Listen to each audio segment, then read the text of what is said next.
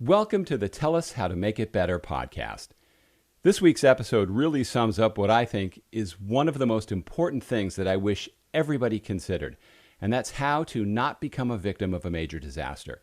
In my documentary film, The Last House Standing, we met several people whose lives were turned upside down by hurricanes, fires, and tornadoes. We heard from experts who talk about how long the recovery takes, with some never getting back to where they were before the disaster. It's life-altering.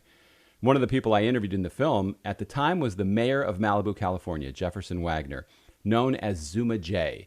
He's also the owner of Zuma Jay surfboards in Malibu. His house burned down in the Woolsey fire in 2018, and when we spoke recently, he still hasn't been able to finish rebuilding. He has great advice from first-hand experience that everyone needs to hear and learn from. I'm George Siegal, and this is the Tell Us How to Make It Better podcast. Every week we introduce you to people who are working on real-world problems and providing actual solutions. Tell Us How to Make It Better is partnering with the Readiness Lab, the home for podcasts, webinars, and training in the field of emergency and disaster services. Jefferson Wagner, a.k.a. Zuma Jay, welcome. Thank you so much for joining me. Well, thank you for having me, and good morning. Hey, good morning or good afternoon. I guess we're on different coasts, but I first met you after the Woolsey fire, and that was quite an experience for the folks in Malibu. Give us an update how you're doing today. How have you come out of this thing?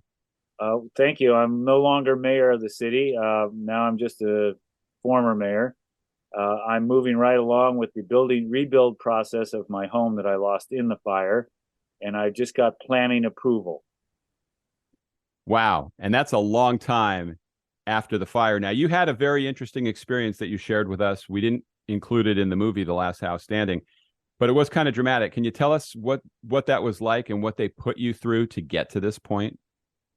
Yes, physically, during the fire, the event was recorded by LA County Fire. There's 46 seconds of footage of me defending the house during the fire storm.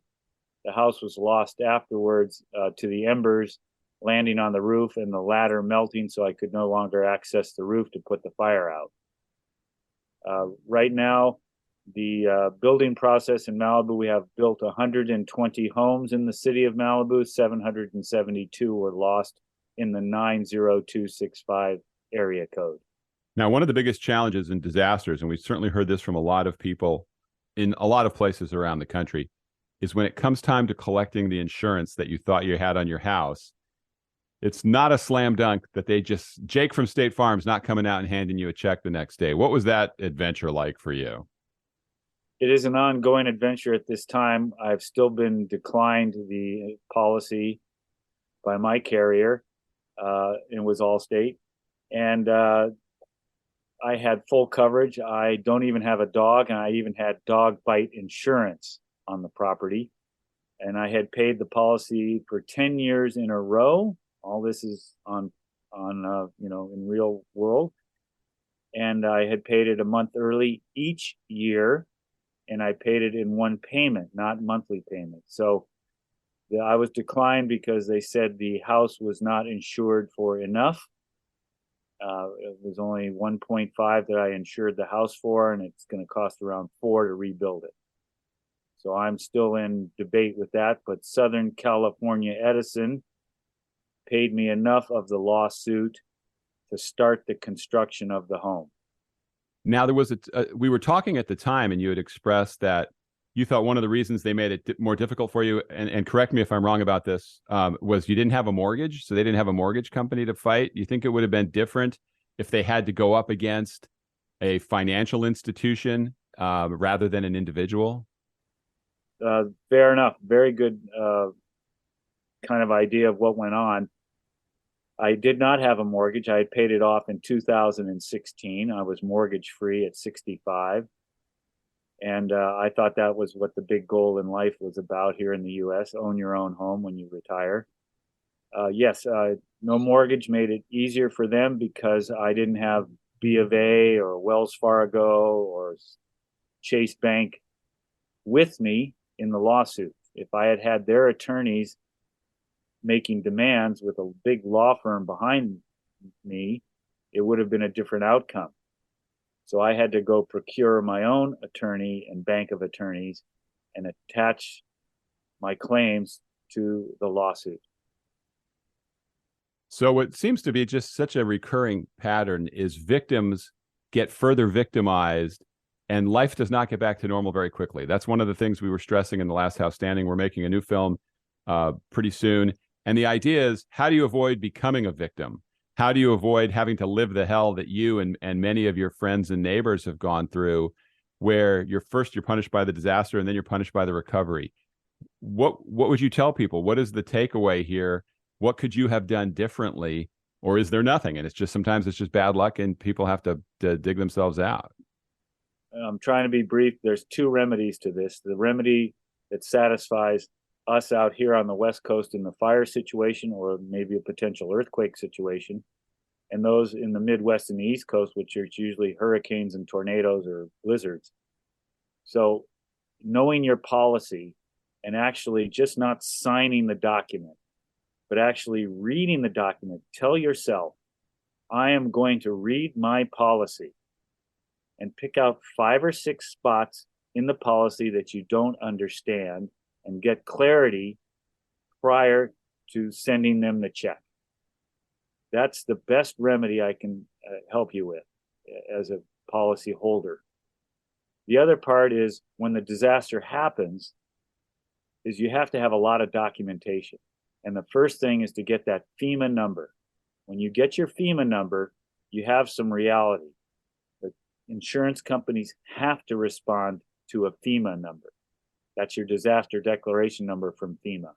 So those two things are quick remedies that would help you out, get out of the situation I was in.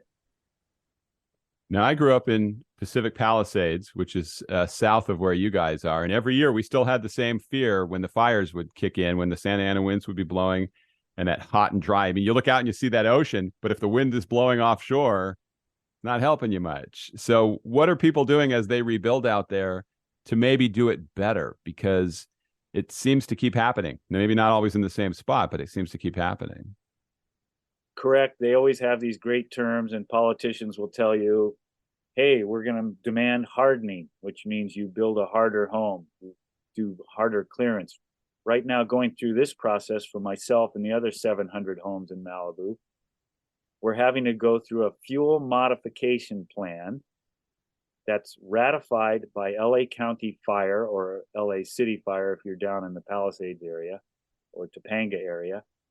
And it's actually recorded on the deed, and it's recorded by the county register that you will do and maintain the fuel modification plan during your rebuild and after you're completed and you get your sign off from certificate of occupancy. So that fuel modification plan, in my case, costs around $6,000 or $7,000 to do with the architect and the engineer, and another $2,000 to ratify it and have it put on the title. So fuel modification, and then the next thing up is they're demanding sprinklering, which I get it. It seems logical, but if you don't have a water supply to your interior sprinklers or your exterior roof sprinklers, it does no good. So some of these things will work, the fuel modification, and some won't. If there's no water supply, there's no sprinklers. What is fuel modification? I don't know that. Sure. Fuel modification is the reducing of the plant matter, the organic plant matter surrounding your house. So they have a zone A, zone B, and zone C.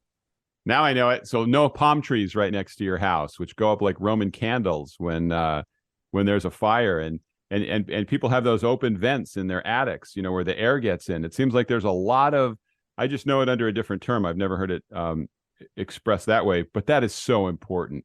And even though some of the houses we saw that burned down, they could have done all that. And when that firestorm comes over the hill, there's not much you can do.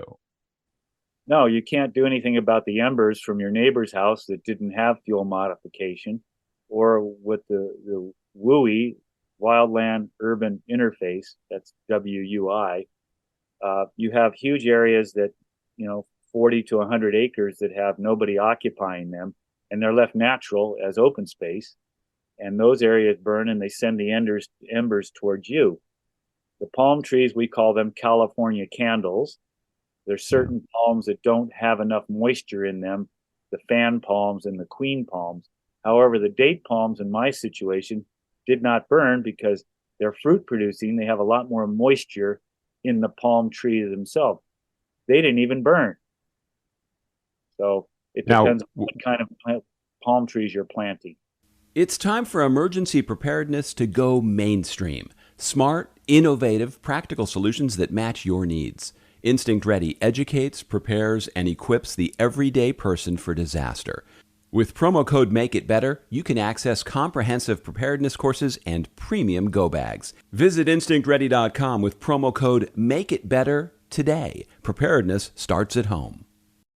Sure. What do you think it is in our human psyche that makes us think it's not going to happen to us, and then these disasters keep happening? Because I know fires are nothing new to California. It seems like every year there's a tragic story or two that comes out of communities that are wiped out. Paradise, which was pretty much at the same time as your fire, I mean, they didn't even have ways out of there. They had no plan for a disaster. Malibu, things kind of just everything fell against you guys. Why aren't we all taking this more seriously? Or do you think people are now? I don't know that people change. They just forget. It's difficult. They forget over time. For the first couple of years, it was the premier talk in this town. Right now, the talk is about the next fire that's going to come. And I can predict that the next fire will be from Las Flores Canyon, if you Google map, and then head toward the Palisades. It will consume all of Topanga. The last time that area burned was 1993. It's ready for another good cleansing or burning. But the topic won't be around for the next couple of months until the Santa Anas come back. Yeah, and those canyons, when I was growing up, they hadn't really gone back into some of those and developed them.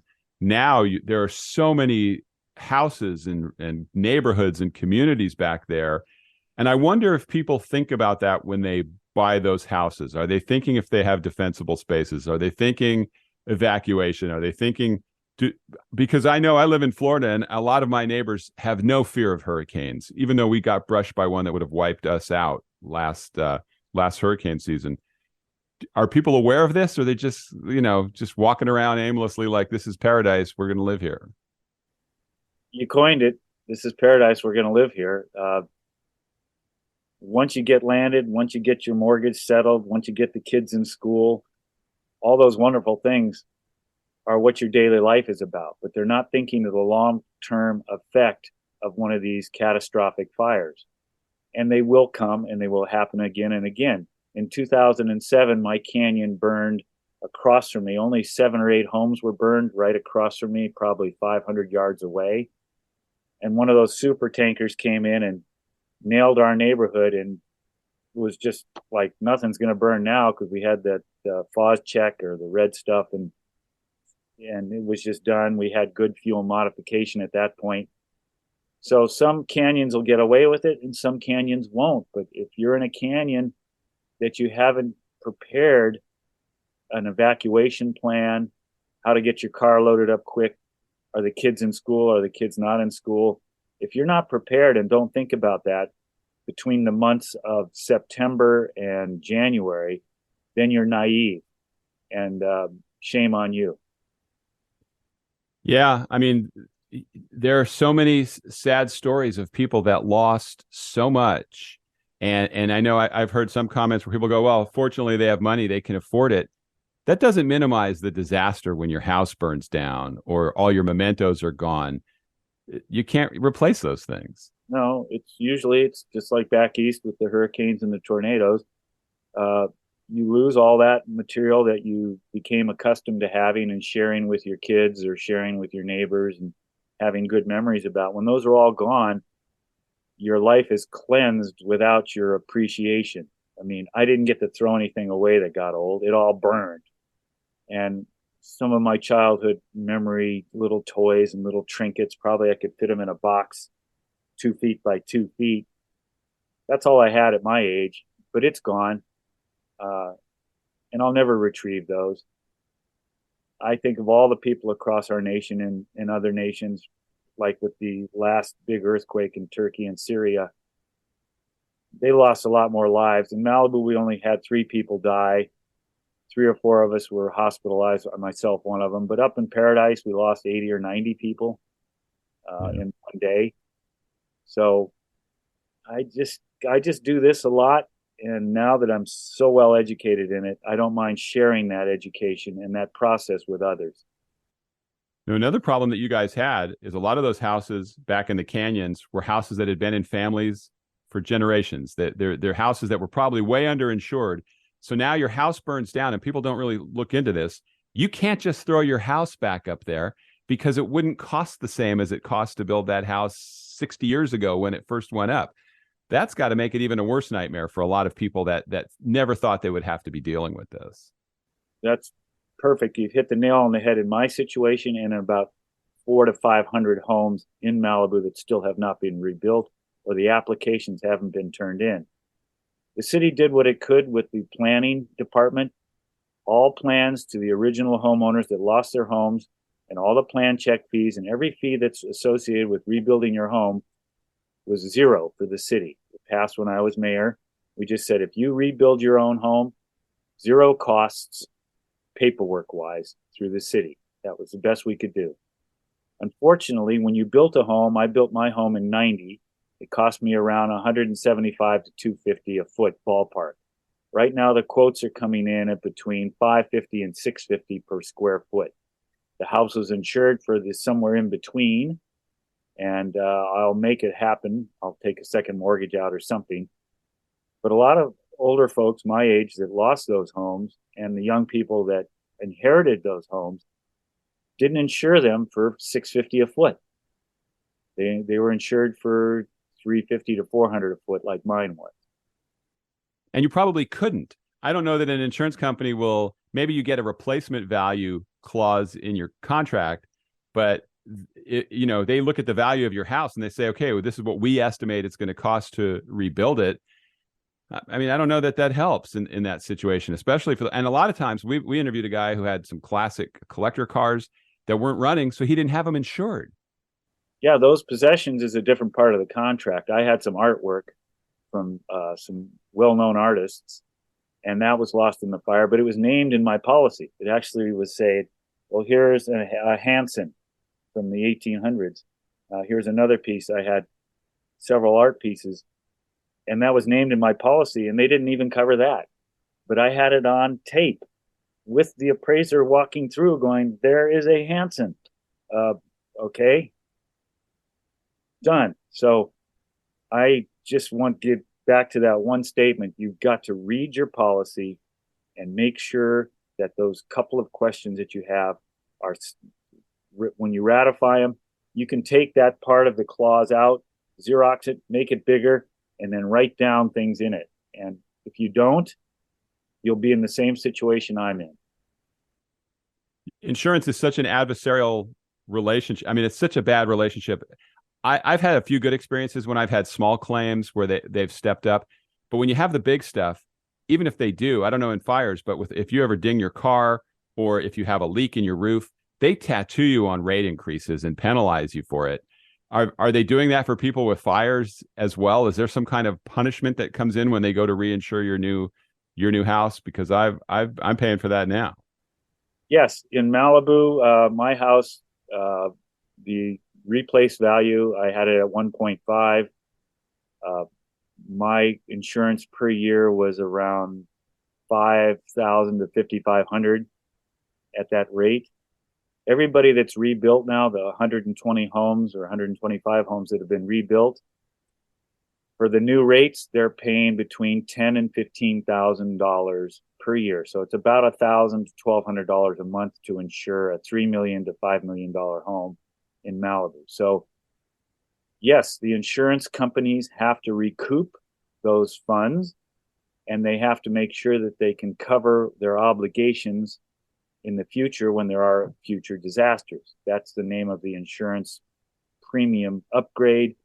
And that's why they can afford celebrity people to do their advertising for them. When you buy insurance and you look at the ads on television, you're paying that premium and that premium cost is going up. The cost of replacement is going up, and the cost of those actors and all those ads that you see are going up. It's crazy. And would you say that, do you sense a lot of people are moving away from California? I mean, I know we get a lot of jokes about how Florida is, but people are moving here in droves, even though it's risky. So when we have a disaster, there's going to be a lot more people here. How are things out there? If you look at the numbers, don't take my perception or my statement, but if you actually look at the numbers, people are leaving California and they're going to Austin in Texas. That's become the new East California, is Austin. Yeah. Irving, Texas. There's a couple of cities that are just gathering Californians. A lot of Californians are moving north to Oregon and driving the price of homes up in Oregon. That's where my brother lives. So all these things, you can see that.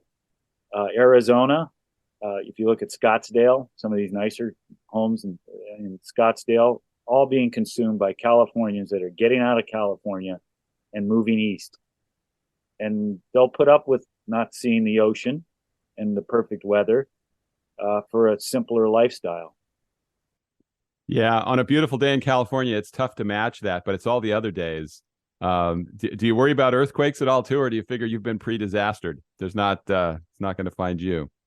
The earthquakes, when the big ones come, they're usually in the 6 to 7 to 8 foot 8 range on the Richter scale. Those will do damage. It's usually infrastructure damage. So you'll see bridges fall, freeway bridges that collapse, as we saw up on the Nimitz Freeway in the San Francisco quake. In California, we had an earthquake where the bridges fell on the 5 and the 14 freeway.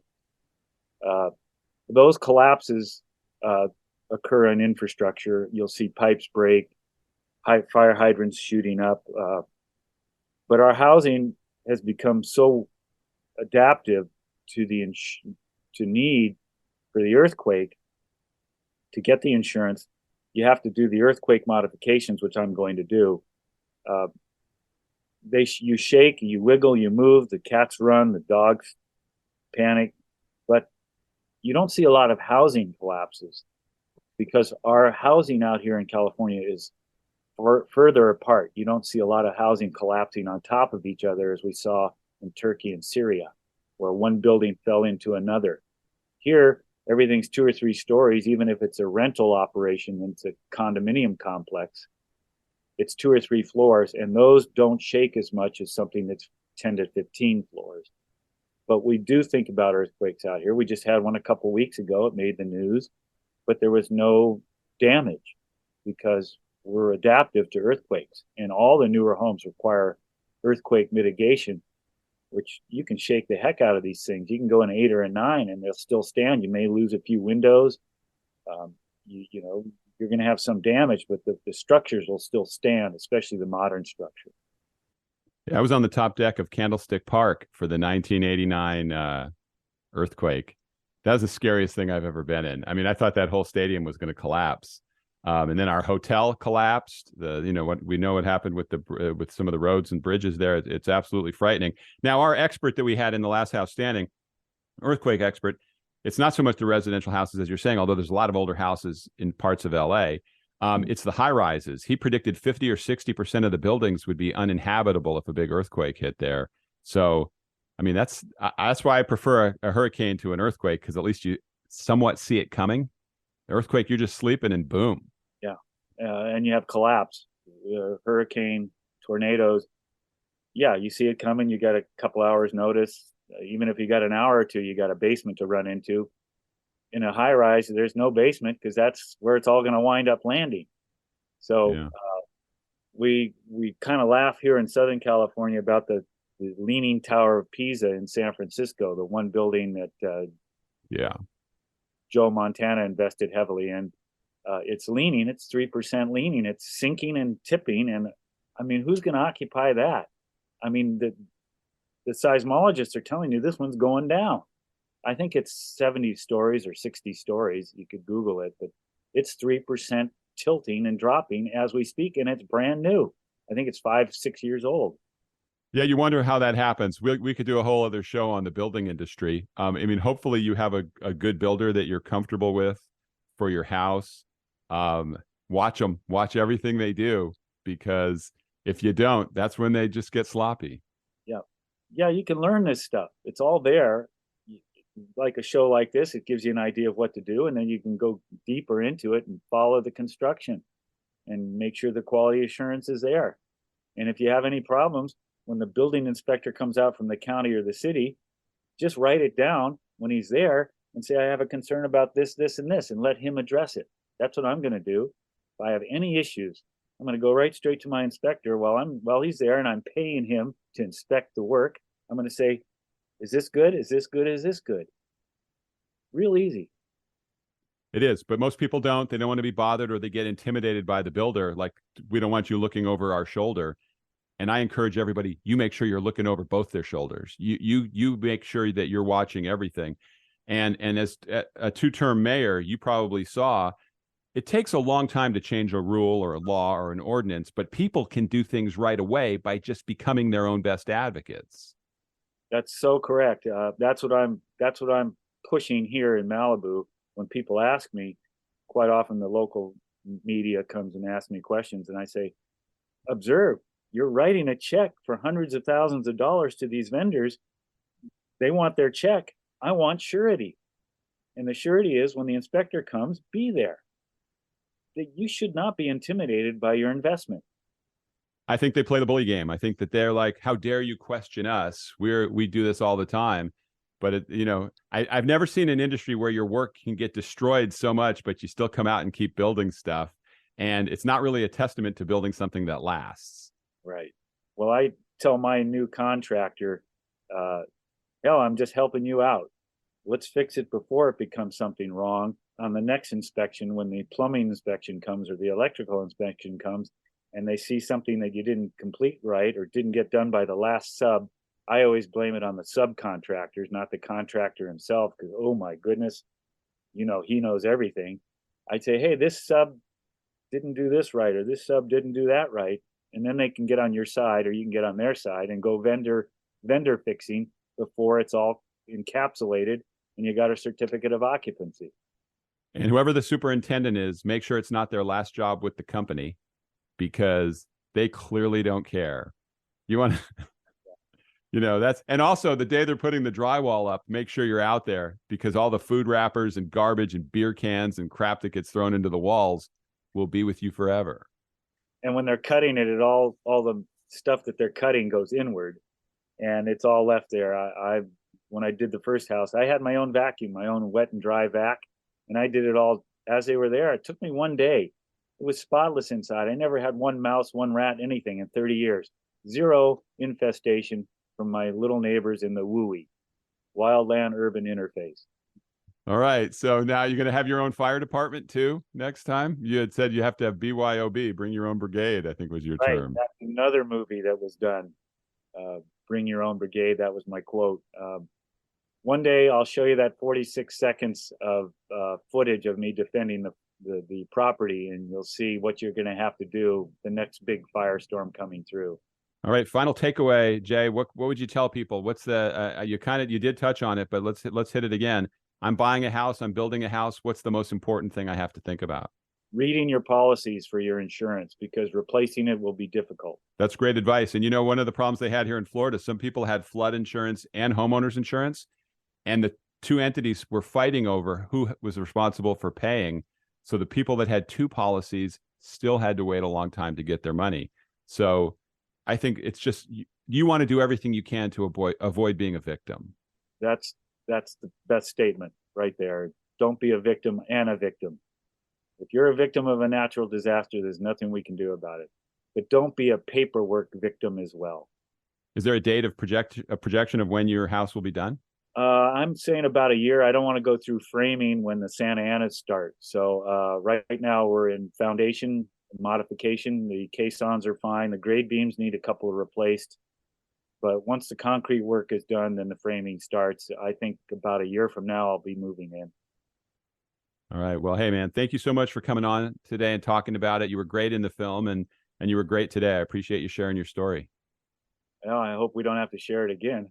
Let's hope. Let's hope. I say that for everybody because it's not worth it. It's not worth going through that. Yeah, let's be a remedy, not another story. Exactly. Thanks, Jay. Thank you for joining me today on the Tell Us How to Make It Better podcast. If you've experienced damage from a disaster or have ever had a horrible building or remodeling experience, I would love to interview you right here on the podcast. There's a link to my contact form in the show notes. Fill it out and I'll get in touch with you. And if you liked what you were listening to today, please subscribe so you can listen to future episodes. Share the link and even leave a review. Thanks again for listening. See you next time.